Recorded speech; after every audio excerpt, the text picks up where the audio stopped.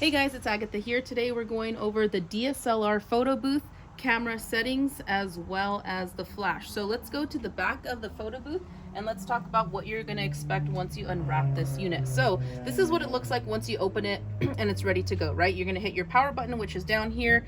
That will turn it on, and then you can connect your printer here as well as your power cable. Your printer cable will come with your printer and your power cable will come with your booth.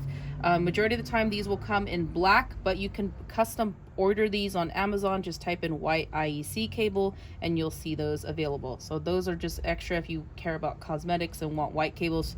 Buy that extra. They will come with the standard black. So before we start connecting the camera, I just want to show you a couple things that you're going to be using for the camera. One is going to be this USB extender. This is going to connect your camera. So we're going to start doing that with your cameras. You should have something that will look like this.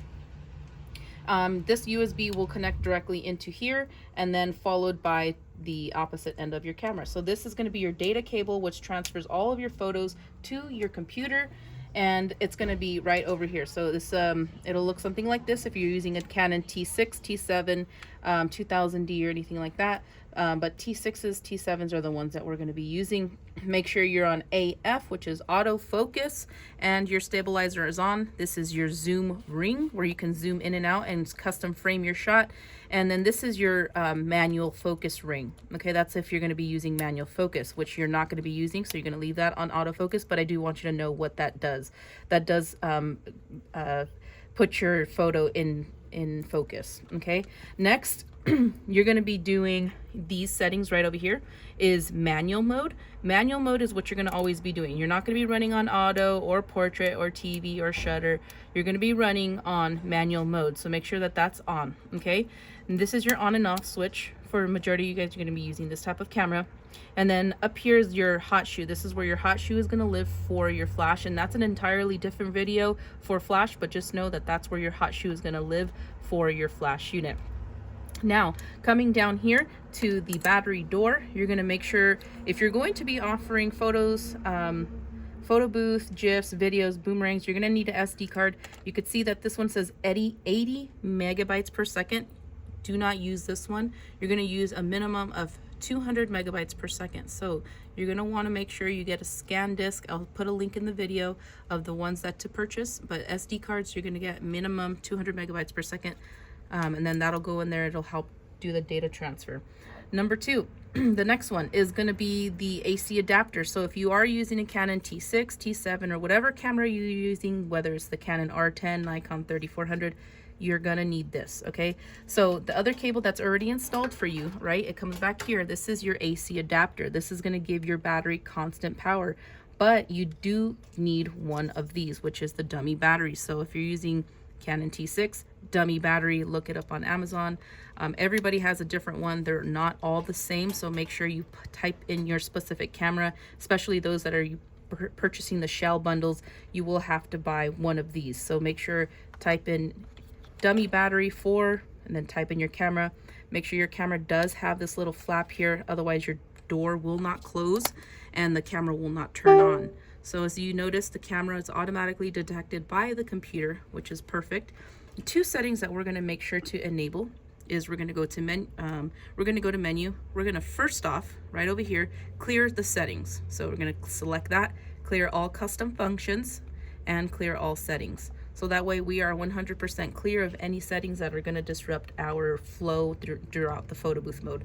The next section we're going to go over to is this, auto power off. Some of your cameras are different, but they will always say auto power off. We're going to disable that. We do not want our camera to turn off at any point, at any time. And then lastly, we're going to make sure that our Wi-Fi is off. So if your camera does have the Wi-Fi capability, make sure it's off. On this one, it doesn't have it. I don't believe so. Oh, it's already disabled. So just make sure your Wi-Fi is disabled. And then lastly, make sure your image quality is on large, okay, on the L. So those are some of the features that you're going to want to, some of the settings that you're going to want to do before you start running your photo booth. And now that you're ready to put this up, you have your power and you have your data cable connecting your camera, your computer already triggered and it's on. Now you're going to use a little device that looks like this, and you're going to mount it to the bottom. So you're going to find a little hole and just twist this onto there, so that way this does not move. It's nice to have this in here at all times, so that way you don't have to worry about taking it out, forgetting cables or anything like that. But this is what your camera is supposed to look like once you're ready to shoot. So now that you have your power, your data cable transferring, now you're ready to close the door and add your flash unit. If you're going to be using that, if you're not going to be using the flash unit, that's totally fine. But this is how you're going to install that flash rod. That's what this is for. This goes right up top, and then your flash rod would just go right on top to adapt. And that's in a different video, but that's the basics on how to set up your camera. If you have any questions or find some difficulty, just feel free to message us on Instagram, DM us, or you can also just reach out to us via comments, and we'll be able to help you. Please like, subscribe if you haven't done so already. Please add yourself to the membership. Membership is super affordable for everyone to learn. And then when it comes to DSLR booth and learning the program, be sure to sign up for our membership. You can also get easy access to on a lot of how-tos on doing your screens, offering prints, offering GIFs, offering different templates, and running through the entire settings of DSLR booth. All right, guys, we'll see you in the next video. Again, please visit 360boothexpert.com for your next purchase. And this is our classic DSLR booth.